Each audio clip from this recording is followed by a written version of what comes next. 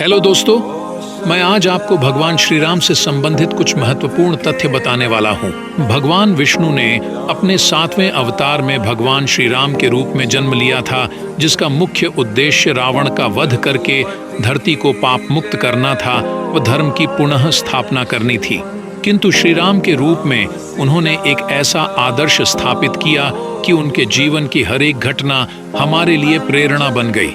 यदि हम उनके जीवन में घटित किसी भी घटना का विश्लेषण करेंगे तो पाएंगे कि हर घटना हमें कुछ न कुछ शिक्षा देकर जाती है। इसलिए आज हम आपको श्री राम के जन्म से लेकर उनके समाधि लेने तक की हर घटना व उससे जुड़ी शिक्षा का वर्णन करेंगे। मर्यादा पुरुषोत्तम भगवान श्री राम का जीवन परिचय। अयोध्या के नरेश दशरथ की 3 रानियां थीं, जिनके नाम कौशल्या, कैकेयी व सुमित्रा था।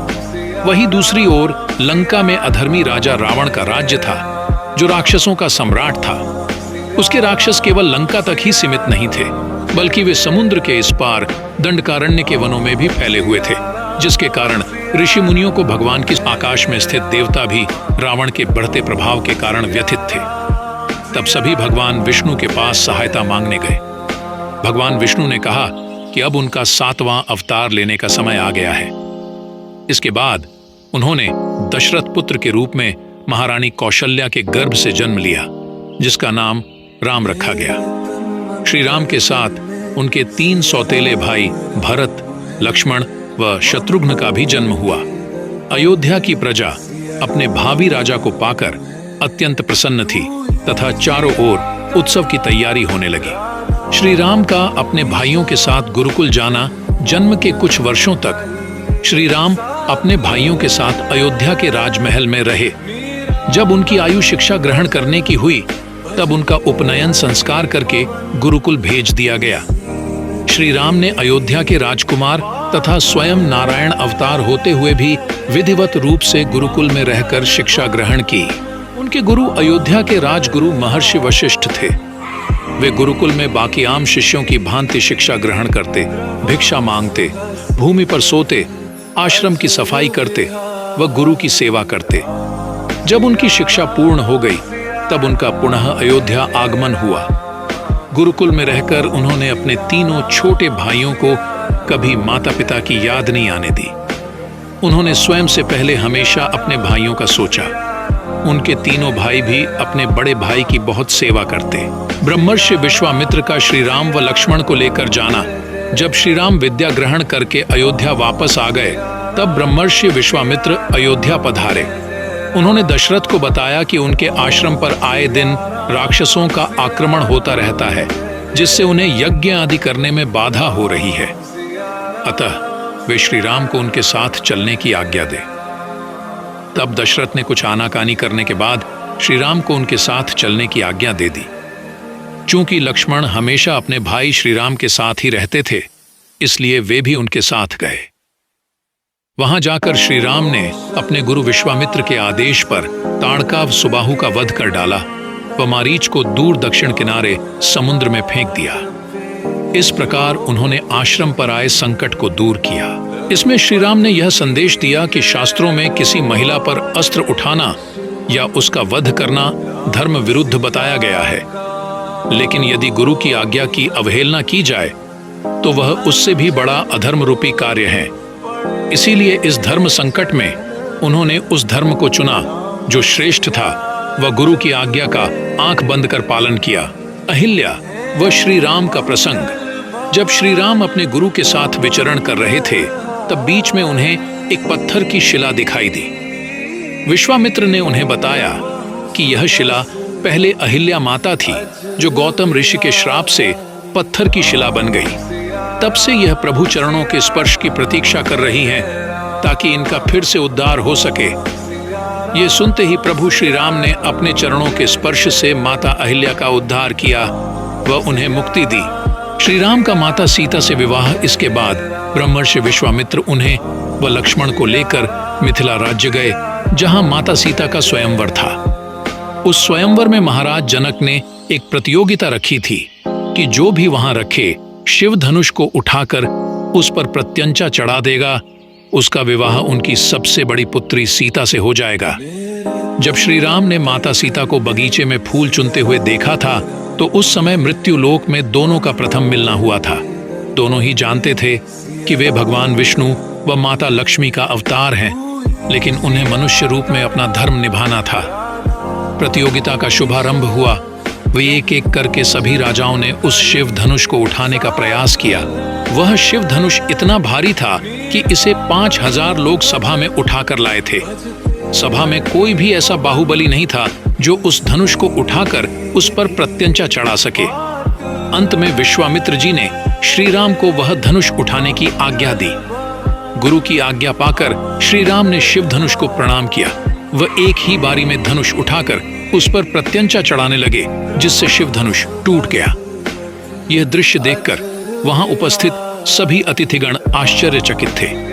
इसके पश्चात श्री राम का विवाह माता सीता से हो गया। इससे हमें यह शिक्षा मिलती है कि एक गुरु अपने शिष्य के जीवन के सबसे महत्वपूर्ण निर्णय भी ले सकता है। जब माता पिता अपने बच्चे का हाथ एक गुरु को सौंप देते हैं तो वही गुरु उसके माता पिता बन जाते हैं। उनकी आज्ञा अर्थात अपने माता पिता की आज्ञा समझी जाती है, जिसका पालन करना हर मनुष्य का परम कर्तव्य हो जाता है। भगवान परशुराम का श्री राम पर क्रोध, उस समय भगवान विष्णु के छठे अवतार भगवान परशुराम भी इस धरती पर उपस्थित थे तथा शिव साधना में लीन थे। जब उन्होंने शिव धनुष के टूटने की आवाज सुनी तो वे अत्यंत क्रोध में उस सभा में पहुंचे। उन्हें इतने क्रोध में देखकर सभी सभासद डर गए। वे शिव धनुष तोड़ने वाले को सामने आकर उनसे युद्ध करने की चुनौती देने लगे। परशुराम को इस तरह क्रोधित व श्री राम का अपमान देखकर लक्ष्मण अपना क्रोध रोक नहीं पाए व उनकी परशुराम से बहस होने लगी। लेकिन इसी बीच श्री राम ने न अपना संयम खोया व न ही कोई कटु वचन कहे। वे लगातार परशुराम व लक्ष्मण को समझाते रहे व परशुराम जी के द्वारा कठोर वचन सुनने के बाद भी उनसे क्षमा मांगी। अंत में परशुराम का क्रोध शांत करने के लिए उन्होंने उन्हें अपना विष्णु अवतार होने का दिखलाया। जब परशुराम को पता चला कि भगवान विष्णु का 7वां अवतार जन्म ले चुका है तथा वे स्वयं भगवान श्री राम हैं, तो वे वहां से चले गए। सीता को एक पत्नी का वचन देना उस समय एक पुरुष के द्वारा कई पत्नियां रखने का चलन आम था। मुख्यतया एक राजा की कई पत्नियां हुआ करती थीं। स्वयं श्री राम के पिता दशरथ की 3 पत्नियां थीं, किंतु श्री राम ने माता सीता को वचन दिया कि वे आजीवन किसी पराई स्त्री के बारे में सोचेंगे तक नहीं। जीवन भर केवल और केवल माता सीता ही उनकी धर्मपत्नी रहेंगी व कभी कोई दूसरी स्त्री को यह अधिकार प्राप्त नहीं होगा। इस प्रकार उन्होंने एक पति पत्नी के आदर्शों को स्थापित किया।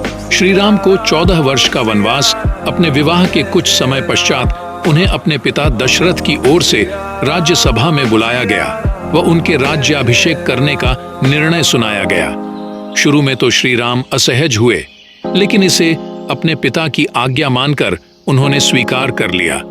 इसके बाद पूरी अयोध्या नगरी में इसकी घोषणा कर दी गई व उत्सव की तैयारियां होने लगी। अगली सुबह जब उनके पिता राज्यसभा में नहीं आए तब उन्हें दशरथ का अपनी सौतेली मां कैकेयी के कक्ष में होने का पता चला। वहां जाकर उन्हें पता चला कि कैकेयी ने राजा दशरथ से अपने पुराने 2 वचन मांग लिए हैं, जिनमें प्रथम वचन राम के छोटे भाई व कैकेयी पुत्र भरत का राज्याभिषेक था व दूसरा वचन श्री राम को 14 वर्ष का वनवास। उनके पिता यह वचन निभा पाने में स्वयं को असहाय महसूस कर रहे थे, इसलिए वे अपने कक्ष में बैठकर विलाप कर रहे थे। जब वे कक्ष में पहुंचे तो अपने पिता को दुखी पाया।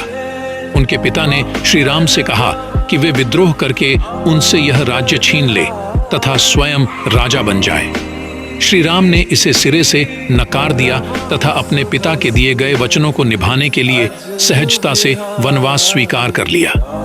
इसके साथ ही उन्होंने अपनी माता कैकेयी से कहा कि यदि उन्हें भरत के लिए राज्य ही चाहिए था तो वे सीधे उन्हें ही कह देती।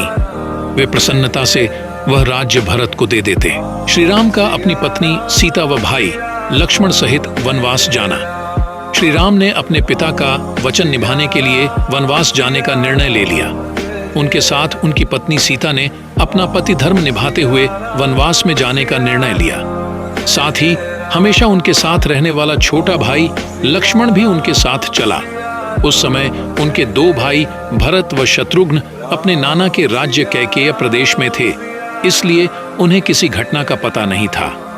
जब श्री राम वनवास जाने लगे तो अयोध्या की प्रजा विद्रोह पर उतर आई। उन्होंने भरत को अपना राजा मानने से साफ मना कर दिया। यह देखकर श्री राम ने अयोध्या की प्रजा को समझाया तथा अपने राजा की आज्ञा का पालन करने को कहा। श्री राम ने अपने वनवास में जाने के पश्चात भरत को राज्य चलाने में सहयोग देने को कहा। इससे श्री राम ने यह शिक्षा दी कि चाहे उनके साथ कैसा भी अन्याय हुआ हो, लेकिन उन्होंने अपनी सौतेली मां कैकेयी व भरत के प्रति कभी कोई दुर्भावना नहीं रखी। अयोध्या की प्रजा राजा दशरथ को भी भला बुरा कह रही थी, साथ ही लक्ष्मण भी दशरथ व कैकेयी को बुरा समझ रहे थे, लेकिन श्री राम ने सभी से दोनों का सम्मान बनाए रखने को कहा। उन्होंने लक्ष्मण को भी माता कैकेयी का अनादर न करने को कहा। अयोध्या की प्रजा को पीछे छोड़ देना श्री राम ने अयोध्या की प्रजा को बहुत समझाया, लेकिन वह उनसे इतना प्रेम करती थी कि उनके साथ 14 वर्ष के वनवास पर जाने को तैयार थी। श्री राम के बार बार आग्रह करने के पश्चात भी अयोध्या की प्रजा पैदल उनके रथ के पीछे चली जा रही थी। इससे श्री राम को अयोध्या में राजनीतिक संकट पैदा होता दिखाई दिया। तब श्री राम ने अयोध्या के निकट तमसा नदी के पास अपना रथ रुकवा दिया। वो रात्रि वहां विश्राम करने को कहा। अयोध्या की प्रजा भी श्री राम के साथ वहां रुक गई। जब सभी सो गए तब प्रातःकाल श्री राम जल्दी उठकर अपनी पत्नी सीता व लक्ष्मण के साथ निकल गए। बाद में जब अयोध्या की प्रजा उठी तब उन्होंने पाया कि श्री राम अपना कर्तव्य निभाने के लिए अकेले निकल चुके हैं, तो वे सभी निराश होकर वापस अयोध्या लौट गए अपने मित्र निषाद राज से मिलना। इसके बाद श्री राम आगे श्रृंगवेरपुर नगरी पहुंचे, जो कि एक आदिवासी स्थल था। वहां के राजा निषाद राज थे, जो आदिवासी समुदाय से थे। गुरुकुल में दोनों एक साथ ही पढ़े थे, इसीलिए दोनों के बीच मित्रता हो गई थी। जब निषाद राज को श्री राम के अपनी नगरी के पास वन में आने का पता चला तो वे पूरी प्रजा को लेकर वहां पहुंचे व उन्हें अपनी नगरी में रहकर विश्राम करने का कहा। उन्होंने तो श्री राम को 14 वर्ष तक अपनी नगरी का राजा बनकर राज करने तक का कह दिया था। श्री राम ने उनका राज्य स्वीकारना तो दूर नगर में जाने से भी मना कर दिया। अपने पिता के वचन के अनुसार उन्हें 14 वर्ष केवल वन में ही रहना था तथा इस दौरान उनका किसी भी नगर में प्रवेश करना निषिद्ध था। इसलिए उन्होंने निषाद राज का आमंत्रण विनम्रतापूर्वक अस्वीकार कर दिया। तब श्री राम के लिए वही वन में विश्राम करने की व्यवस्था की गई। श्री राम अपनी पत्नी सीता व भाई लक्ष्मण के साथ भूमि पर ही सोए। यहाँ ध्यान रखने वाली बात यह है कि लक्ष्मण अपने भाई श्री राम की सेवा में इतने लीन थे कि वे रात्रि में सोते तक नहीं थे। उन्होंने दिन में श्री राम व माता सीता की सेवा करने व रात्रि में उनकी सुरक्षा के लिए पहरा देने का निर्णय लिया था। इसलिए लक्ष्मण 14 वर्ष तक सोए तक नहीं थे। रथ को छोड़ आगे बढ़ गए राम। इसके बाद उन्होंने अपने साथ आए अयोध्या के मंत्री व राजा दशरथ के मित्र सुमंत को रथ सहित वापस लौट जाने को कहा। वनवास का अर्थ ही होता है सभी राजसी वस्तुओं का त्याग कर एक वनवासी की भांति अपना जीवन यापन करना। उस समय केवल अस्त्र शस्त्रों को ही अपने साथ रखा जा सकता था ताकि स्वयं की रक्षा की जा सके। इसके बाद भगवान श्री राम एक केवट की सहायता से यमुना नदी को पार कर आगे बढ़ गए। केवट व श्री राम का प्रसंग जो यात्रियों को अपनी नाव में नदी पार करवाता है उसे केवट कहा जाता है। श्री राम को भी नदी पार करके उस किनारे तक पहुंचना था, किंतु केवट जानता था कि वे नारायण अवतार हैं। इसलिए उसने श्री राम के सामने अहिल्या का प्रसंग दोहराया। वो कहा कि कहीं उनके पांव पड़ते ही उनकी नाव भी एक स्त्री में बदल गई तो उनकी आय का साधन चला जाएगा। इसलिए उसने श्री राम को अपनी नाव में बिठाने से पहले उनके पांव धोने की शर्त रखी। श्री राम उसके भक्तिभाव को समझ गए व उसे यह आज्ञा दे दी। तब केवट ने पूरे भक्तिभाव से श्री राम की चरण वंदना की व फिर उन्हें अपनी नाव में बिठाकर नदी पार करवा दी। चित्रकूट में श्री राम व भरत का मिलन यमुना पार करके श्री राम माता सीता व लक्ष्मण के साथ चित्रकूट के वनों में अपनी कुटिया बनाकर रहने लगे। कुछ दिन ही हुए होंगे कि उन्होंने देखा भरत समेत अयोध्या का पूरा राज्य परिवार, राजगुरु, अयोध्या की प्रजा व सैनिक वहां आ गए हैं। भरत के द्वारा उन्हें अपने पिता की मृत्यु का समाचार मिला। ये सुनकर श्री राम व लक्ष्मण दोनों अधीर हो गए व अपने पिता को जलांजलि दी। इसके बाद भरत ने श्री राम को ही अयोध्या का राजा माना व पुनः अयोध्या चलने की विनती की। कैकेयी ने भी अपने दिए वचन वापस लेकर श्री राम को वापस चलने को कहा, लेकिन श्री राम ने चलने से मना कर दिया। उन्होंने कहा कि केवल वचन देने वाला ही उसे वापस ले सकता है। श्री राम को वन जाने की आज्ञा महाराज दशरथ ने दी थी, इसलिए केवल वही यह वचन उनसे वापस ले सकते हैं। अतः वे अब जीवित नहीं हैं, तो श्री राम 14 वर्ष का वनवास समाप्त करने के पश्चात ही वापस आ सकते हैं। इस प्रसंग से श्री राम ने यह शिक्षा दी कि उन्होंने अपने पिता की मृत्यु के पश्चात भी उनके वचन को झूठा नहीं होने दिया तथा पूरी श्रद्धा के साथ उसका पालन किया। किंतु भरत स्वयं को अयोध्या का राजा मानने को तैयार नहीं थे, चूंकि उनके पिता के वचन के अनुसार यह राज्य भरत को मिल चुका था तथा अब भरत अपनी इच्छा से यह राज्य श्री राम को लौटा देना चाहते थे, इसलिए श्री राम ने इसे स्वीकार कर लिया। तब श्री राम ने अपने 14 वर्ष के वनवास के अंतराल में भरत को अयोध्या का राजकाज संभालने का आदेश दिया। अपने भाई श्री राम की आज्ञा पाकर भरत श्री राम की खड़ाऊ अपने सिर पर रखकर अयोध्या चले गए व राज सिंहासन पर उनकी खड़ाऊ रख दी। इसके साथ वे श्री राम की भांति अयोध्या के पास नंदीग्राम के वनों में रहने लगे तथा वहां से ही राजकाज के कार्य संभालने लगे। श्री राम का दंडकारण्य के वनों में जाना भरत के जाने के कुछ दिनों के पश्चात श्री राम ने वह स्थल छोड़कर आगे दंडकारण्य के वनों में जाने का निर्णय किया। चूंकि अयोध्या की प्रजा को श्री राम का पता चल चुका था, इसलिए कोई न कोई बार बार वहां उनके दर्शन करने आता, जिससे ऋषि मुनियों की साधना में बाधा उत्पन्न होती। इसलिए श्री राम वहां से आगे निकल गए। आगे के 10 से ज्यादा वर्ष उन्होंने दंडकारण्य के वनों में विभिन्न ऋषि मुनियों से मिलने, उनसे शिक्षा प्राप्त करने, उनका आतिथ्य सत्कार करने में बिताए। इसके साथ ही रावण के जो दुष्ट राक्षस उन वनों में ऋषि मुनियों को परेशान करते थे, श्री राम एक एक करके उनका वध भी करते चले गए। अंत में उन्होंने अपना डेरा पंचवटी के वनों में डाला। ये उनके वनवास का आखिरी वर्ष था। पंचवटी के वनों के पास ही उनकी मित्रता जटायु से हुई, जो उनकी कुटिया की सुरक्षा में तैनात थे। सूर्पणखा व खरदूषण का प्रसंग। एक दिन श्री राम अपनी कुटिया में बैठे थे, तब रावण की बहन सूर्पणखा वहां विचरण करती हुई आई। श्री राम को देखते ही वह उन पर मोहित हो गई। वह उनके सामने विवाह का प्रस्ताव रखा। श्री राम ने नम्रता से अपने एक पत्नी धर्म को बताते हुए उसका प्रस्ताव ठुकरा दिया। फिर उसने लक्ष्मण के सामने भी वही प्रस्ताव रखा, जिसका लक्ष्मण ने उपहास किया। अपना उपहास देखकर वह माता सीता को खाने के लिए दौड़ी, तो लक्ष्मण ने अपनी तलवार से उनकी नाक और एक कान काट दिया। वह रोती हुई अपने भाई खरदूषण के पास गई। खरदूषण रावण के भाई थे, जिनकी छावनी उसी राज्य में थी। तब खरदूषण अपने 14,000 सैनिकों के साथ श्री राम से युद्ध करने पहुंचे, तो श्री राम ने एक ही बाण से सभी को परास्त कर दिया व खरदूषण का वध कर दिया। माता सीता का हरण। फिर एक दिन माता सीता को अपनी कुटिया के पास एक स्वर्ण मृग घूमते हुए दिखाई दिया, तो माता सीता ने उसे अपने लिए लाने का आग्रह किया। यह सुनकर भगवान राम उस मृग को लेने निकल पड़े, लेकिन यह रावण की एक चाल थी। वह मृग न होकर रावण का मायावी मामा मारीच था। वह मृग श्री राम को कुटिया से बहुत दूर ले गया तथा जब श्री राम को उसके मायावी होने का एहसास हुआ, तो उन्होंने उस पर तीर चला दिया। तीर के लगते ही वह मृग राम की आवाज में लक्ष्मण लक्ष्मण चिल्लाने लगा। यह देखकर माता सीता ने लक्ष्मण को श्री राम की सहायता करने भेजा। लक्ष्मण माता सीता की रक्षा के लिए वहां लक्ष्मण रेखा खींचकर चले गए।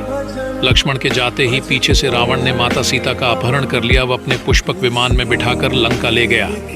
जब श्री राम व लक्ष्मण वापस आए, तो माता सीता को वहां न पाकर व्याकुल हो उठे।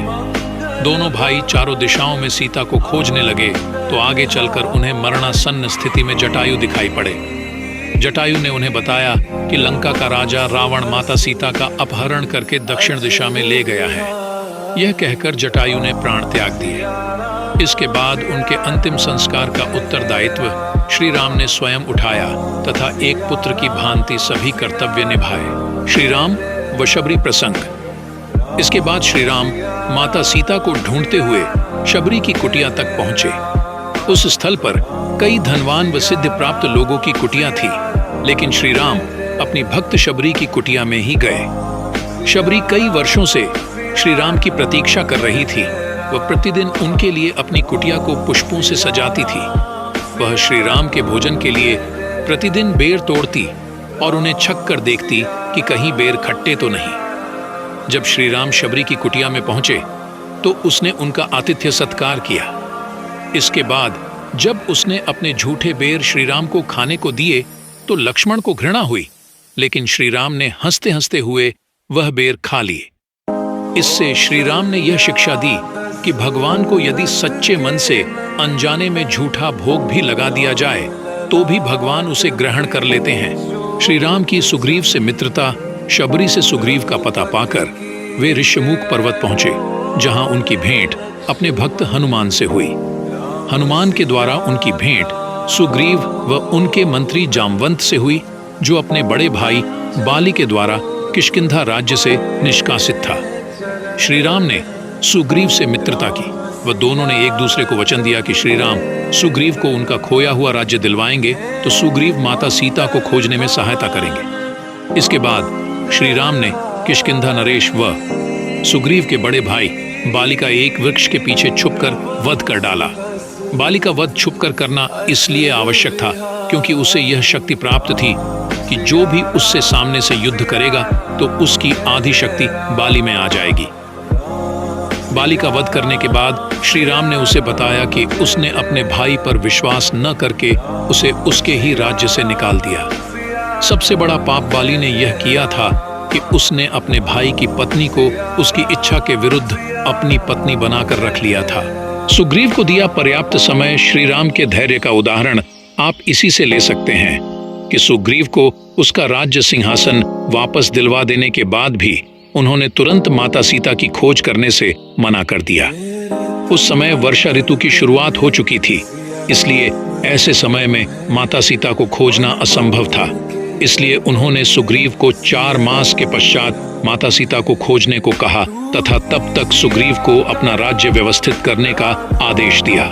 माता सीता की खोज 4 मास के पश्चात वानर सेना को चारों दिशाओं में माता सीता की खोज के लिए भेजा गया। कुछ दिनों के पश्चात दक्षिण दिशा में गए वानर दल में से हनुमान ने आकर माता सीता का पता बताया। माता सीता को रावण ने अपनी ही नगरी लंका में अशोक वाटिका में रखा था। ये सुनते ही श्री राम ने वानर सेना को लंका पर चढ़ाई करने का आदेश दे दिया। राम सेतु का निर्माण संपूर्ण वानर सेना श्री राम के नेतृत्व में समुद्र तट तक पहुंच तो गई, लेकिन उसे पार कैसे किया जा सकता था, यह मुश्किल आ खड़ी हुई। इसके लिए श्री राम ने समुद्र देव से प्रार्थना की, लेकिन उनके ना मानने पर उन्होंने ब्रह्मास्त्र का अनुसंधान कर लिया। तब समुद्र देव ने प्रकट होकर उनकी सेना में से नल नीर नामक 2 वानरों को मिले श्राप की सहायता से समुद्र में सेतु बनाने को कहा। नल नीर को श्राप था कि उनके द्वारा समुद्र में फेंकी गई कोई भी वस्तु डूबेगी नहीं। तब केवल 5 दिनों में श्री राम की सेना के द्वारा समुद्र पर 100 योजन लंबे सेतु का निर्माण कर दिया गया, जो भारत के दक्षिणी छोर को लंका से जोड़ता था। विभीषण का श्री राम की शरण में आना, जब समुद्र पर सेतु निर्माण का कार्य चल रहा था, तब आकाश मार्ग से रावण का छोटा भाई विभीषण श्री राम की शरण में आया। उसने श्री राम को बताया कि वे विष्णु भक्त हैं तथा उनके द्वारा माता सीता को लौटाए जाने की बात का सुनकर रावण ने उन्हें नगरी से निष्कासित कर दिया है, इसलिए वे श्री राम की शरण में आए हैं। श्री राम ने शत्रु के भाई होते हुए भी अपनी शरण में आए प्राणी की रक्षा करना अपना धर्म समझा। साथ ही हनुमान ने भी उन्हें बता दिया था कि जब वे माता सीता का पता लगाने लंका गए थे, तब उन्हें वहां यही एक सज्जन पुरुष मिले थे। इससे श्री राम ने यह संदेश दिया कि आपकी शरण में यदि शत्रु भी आए तो उसकी सहायता करनी चाहिए। श्री राम का रावण को शांति संदेश। हालांकि रावण एक पापी था जो माता सीता का हरण करके ले गया था, लेकिन फिर भी श्री राम युद्ध शुरू होने से पूर्व रावण को एक शांति संदेश भेजना चाहते थे। उनका मत था कि यदि 2 व्यक्तियों की निजी शत्रुता को आपस में सुलझाया जा सके तो युद्ध में असंख्य प्राणियों के संहार को रोका जा सकता है। इसके लिए श्री राम ने बाली के पुत्र वह सुग्रीव के भतीजे अंगद को शांति दूत बनाकर रावण की सभा में भेजा, लेकिन रावण ने अपने अहंकार में श्री राम का शांति संदेश ठुकरा दिया। श्री राम व रावण युद्ध। इसके बाद श्री राम व रावण की सेना के बीच भीषण युद्ध शुरू हो गया। इस युद्ध में रावण के सभी भाई बंधु मित्र योद्धा मारे गए व अंत में रावण की भी मृत्यु हो गई। साथ ही श्री राम की सेना पर भी कई बार विपत्ति आई। युद्ध के मुख्य प्रसंगों में रावण के कई पुत्रों व योद्धाओं का वध होना, जैसे कि मकराक्ष, प्रहस्त, अतिकाय इत्यादि, व लंका के सुरक्षा द्वारों का टूटना। रावण का युद्ध भूमि में श्री राम के हाथों पराजित होकर लंका लौटना। अगले दिन रावण के छोटे भाई कुंभकर्ण का वध होना। रावण पुत्र मेघनाथ द्वारा श्री राम व लक्ष्मण को नागपाश अस्त्र में बांधना। गरुड़ देवता द्वारा नागपाश अस्त्र को काटना व श्री राम लक्ष्मण को उससे मुक्त करवाना। अगले दिन मेघनाथ द्वारा लक्ष्मण को शक्तिबाण के प्रहार से मूर्छित करना व श्री राम का विलाप। लंका के राजवैद्य सुषेण की सहायता से लक्ष्मण का उपचार करना व एक चिकित्सक का धर्म बताना। हनुमान के द्वारा हिमालय से संजीवनी बूटी लाना व लक्ष्मण का स्वस्थ हो जाना। अगले दिन लक्ष्मण के द्वारा मेघनाथ का वध होना। अंतिम दिन रावण का श्री राम के हाथों वध होना। इस दिन को हम सभी दशहरा के नाम से मनाते हैं। रावण वध के बाद श्री राम का लंका लौटा देना। जब रावण का वध हो गया तो मंदोदरी सहित उसकी सभी पत्नियां वहां आकर विलाप करने लगी। रावण के अहंकार स्वरूप उसके कुल में सभी का वध हो चुका था। तब केवल रावण के नाना माल्यवान बचे थे। इसके अलावा केवल विभीषण थे जो श्री राम के पक्ष में थे। रावण वध के पश्चात लंका के राज परिवार से एकमात्र जीवित पुरुष माल्यवान जी आए व श्री राम के चरणों में लंका के राजा का मुकुट रखकर उनकी अधीनता स्वीकार कर ली। तब श्री राम में सभी लंका वासियों के सामने घोषणा की कि उनका लक्ष्य कदापि लंका पर आधिपत्य जमाना या उसे अयोध्या के अधीन करना नहीं था। उनका लक्ष्य केवल पापी रावण का अंत करना व अपनी पत्नी सीता को सम्मान सहित वापस पाना था। यह कहकर उन्होंने विभीषण को लंका का अगला राजा घोषित कर दिया तथा लंका पुनः लंका वासियों को ही लौटा दी। माता सीता की अग्नि परीक्षा विभीषण को लंका का राजा घोषित करने के पश्चात उन्होंने माता सीता को मुक्त करने का आदेश दिया। इसके बाद उन्होंने लक्ष्मण को अग्नि का प्रबंध करने को कहा ताकि सीता अग्नि परीक्षा देकर वापस आ सके। यह सुनकर लक्ष्मण क्रोधित हो गए तो श्री राम ने उन्हें बताया कि जिस सीता को रावण उठाकर लेकर गया था वह असली सीता नहीं बल्कि उनकी परछाई मात्र थी। अयोध्या वापसी व राज्याभिषेक। इसके बाद श्री राम पुष्पक विमान से अयोध्या लौट आए। उस दिन कार्तिक मास की अमावस्या थी, जो कि वर्ष की सबसे काली रात होती है। लेकिन अयोध्या वासियों ने अपने राजा श्री राम के वापस आने की खुशी में पूरी नगरी को दियों से रोशन कर दिया था। दूर से ही देखने पर अयोध्या जगमगा रही थी। असंख्य दीपों के बीच श्री राम का अयोध्या में आगमन हुआ। आज इस दिन को हम सभी दीपावली त्योहार के नाम से मनाते हैं। इसके बाद विधिवत रूप से श्री राम का राज्याभिषेक हुआ। राजा बनते ही श्री राम ने अपनी प्रजा की भलाई के लिए कार्य करना शुरू कर दिया। उनके राज्य में किसी को भी श्री राम से मिलने का अधिकार था तथा सभी अपने राजा का आदर करते थे। माता सीता का त्याग। कुछ समय बाद विधि ने ऐसी चाल चली कि श्री राम व माता सीता का वियोग हो गया। अपने गुप्तचरों के माध्यम से श्री राम को सूचना मिली जिसने उनके मन में संशय उत्पन्न किया। सच्चाई का पता लगाने वे स्वयं वेश बदलकर प्रजा के बीच गए व उनके मन की बात पता लगाई। उन्हें पता चला कि अधिकांश प्रजा माता सीता के चरित्र पर संदेह कर रही है, क्योंकि वे रावण के महल में लगभग 1 वर्ष तक रही थी। अयोध्या की प्रजा श्री राम के द्वारा माता सीता का त्याग चाहती थी। यह सुनकर श्री राम का मन व्यथित हो उठा तथा उन्होंने अपनी पत्नी सीता से विचार विमर्श किया। अंत में यह निर्णय लिया गया कि श्री राम माता सीता का त्याग कर देंगे व माता सीता वन में जाकर निवास करेंगे। इससे श्री राम ने राजधर्म की शिक्षा दी। राजधर्म अर्थात एक राजा का धर्म। जब कोई व्यक्ति राजा बनता है तो उसके लिए अपने परिवार, निजी रिश्तों से बढ़कर उनकी प्रजा का निर्णय होता है। प्रजा में भी जो अधिकांश प्रजा का निर्णय है वह राजा को मानना ही होता है, फिर चाहे निजी तौर पर राजा उस निर्णय से असहमत ही क्यों ना हो। राजा प्रजा के समक्ष केवल एक अच्छा उदाहरण प्रस्तुत कर सकता है, लेकिन प्रजा के मत के विरुद्ध नहीं जा सकता, अन्यथा यह राजधर्म के विरुद्ध होता। इसलिए श्री राम ने माता सीता का त्याग कर दिया। वह माता सीता वन में चली गई। साथ ही श्री राम ने प्रजा के समक्ष एक आदर्श उदाहरण प्रस्तुत करने के लिए कभी किसी दूसरी स्त्री से विवाह नहीं किया तथा हमेशा सीता को अपनी पत्नी माना। अयोध्या की प्रजा श्री राम के दूसरे विवाह व अपने भावी सम्राट की प्रतीक्षा में थी, लेकिन श्री राम ने ऐसा कुछ नहीं किया, बल्कि उन्होंने तो माता सीता की भांति राजमहल की सभी राजसी वस्तुओं का त्याग कर दिया था तथा माता सीता की ही भांति भूमि पर सोते थे।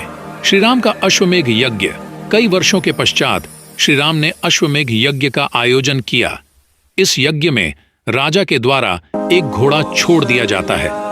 वह घोड़ा जहां जहां भी जाता है वहां वहां उस राज्य की भूमि अयोध्या के शासन के अंतर्गत आ जाएगी, ताकि संपूर्ण भारत को एक सूत्र में पिरोया जा सके व युद्ध जैसी स्थिति को टाला जा सके। वह घोड़ा जहां जहां से भी निकला वहां वहां के राजाओं ने श्री राम की अधीनता स्वीकार की, लेकिन वाल्मीकि आश्रम के पास 2 बालकों ने उनको युद्ध की चुनौती दे डाली। उनसे युद्ध करने के लिए श्री राम ने एक एक करके अपने सभी भाइयों सुग्रीव व हनुमान को भेजा, लेकिन सभी योद्धाओं को उन बालकों ने परास्त कर दिया। अंत में श्री राम स्वयं गए तो महर्षि वाल्मीकि जी ने आकर युद्ध रुकवाया व दोनों बालकों को अपने राजा से क्षमा मांगने को कहा। इसके बाद श्री राम वह घोड़ा लेकर पुनः अयोध्या आ गए। श्री राम का अपने पुत्र लवकुश से मिलन। इसके कुछ दिनों के पश्चात अयोध्या में 2 बालकों की चर्चा शुरू हो गई, जो अयोध्या की गलियों में घूम घूम कर अपने गुरु महर्षि वाल्मीकि द्वारा रचित रामायण लोगों को सुनाते थे। यह सुनकर श्री राम ने उन दोनों बालकों को आमंत्रण दिया तथा राम दरबार में रामायण सुनाने को कहा। वे दोनों बालक वही थे जिन्होंने श्री राम का घोड़ा पकड़ा था। अगले दिन दोनों बालकों ने अपना नाम लवकुश बताया। वह श्री राम के जन्म से लेकर राज्याभिषेक की संपूर्ण कथा छंदबद्ध तरीके से सुनाकर सभी को सम्मोहित कर लिया। माता सीता के अकेले वन में जाने के बाद की कथा को कोई नहीं जानता था, लेकिन उन बालकों ने माता सीता के द्वारा वन में बिताए जा रहे जीवन को अयोध्या के समक्ष रखा। वह स्वयं को श्री राम व माता सीता का पुत्र बताया। श्री राम को लवकुश को अपनाना, यह सुनकर वहां खड़े सभी लोग आश्चर्यचकित रह गए तथा श्री राम भी अधीर हो गए। लेकिन एक राजा का कर्तव्य निभाते हुए उन्होंने स्वयं माता सीता को राज दरबार में आकर यह बताने को कहा कि यह दोनों उन्हीं के पुत्र हैं। अगले दिन माता सीता राज दरबार में आई तथा द्रवित होकर यह घोषणा की कि यदि ये दोनों श्री राम व उन्हीं के पुत्र हैं तो यह धरती फट जाए व माता सीता उसमें समा जाए। इतना सुनते ही धरती फट पड़ी, माता सीता उसमें समा गई। श्री राम यह देखकर माता सीता को पकड़ने दौड़े, लेकिन बचा नहीं सके। इससे वे विलाप करने लगे तथा अत्यंत क्रोधित हो गए। तब भगवान ब्रह्मा ने प्रकट होकर उन्हें उनके असली स्वरूप का बोध करवाया तथा बताया कि अब माता सीता से उनकी भेंट वैकुंठ धाम में होगी। इसके बाद श्री राम का मन शांत हुआ व उन्होंने अपने दोनों पुत्रों लव व कुश को अपना लिया। श्री राम का सरयू नदी में समाधि लेना। माता सीता के जाने के बाद श्री राम ने अयोध्या का राज्यकाज कुछ वर्षों तक और संभाला। इसके बाद उन्होंने अपना साम्राज्य अपने दोनों पुत्रों लवकुश व भरत, लक्ष्मण व शत्रुघ्न के पुत्रों में बांट दिया। वह स्वयं जल में समाधि ले ली। समाधि लेने से पहले वे जानते थे कि लक्ष्मण व हनुमान उन्हें ऐसा नहीं करने देंगे, इसलिए उन्होंने हनुमान को तो पाताल लोक भेज दिया तथा लक्ष्मण का योजना के तहत त्याग कर दिया। अपने त्याग के बाद लक्ष्मण ने सरयू नदी में समाधि ले ली। उसके बाद श्री राम ने अपने बाकी 2 भाइयों व अयोध्या की प्रजा के कुछ लोगों सहित जल में समाधि ले ली व अपने धाम को पहुंच गए। इस प्रकार श्री राम अपने अवतार का उद्देश्य पूर्ण कर पुनः अपने धाम वैकुंठ पधार गए। इसी के साथ ये रोचक तथ्य यही समाप्त होते हैं। उम्मीद करते हैं कि भगवान श्री राम के यह रोचक तथ्य आपको अत्यधिक पसंद आए होंगे। ऐसी ही अनेक रोचक कथा एवं तथ्यों को जानने के लिए हमारे चैनल को सब्सक्राइब करें एवं वीडियो अच्छी लगी हो तो लाइक एवं शेयर करें। कमेंट में जय श्री राम लिखना ना भूलें।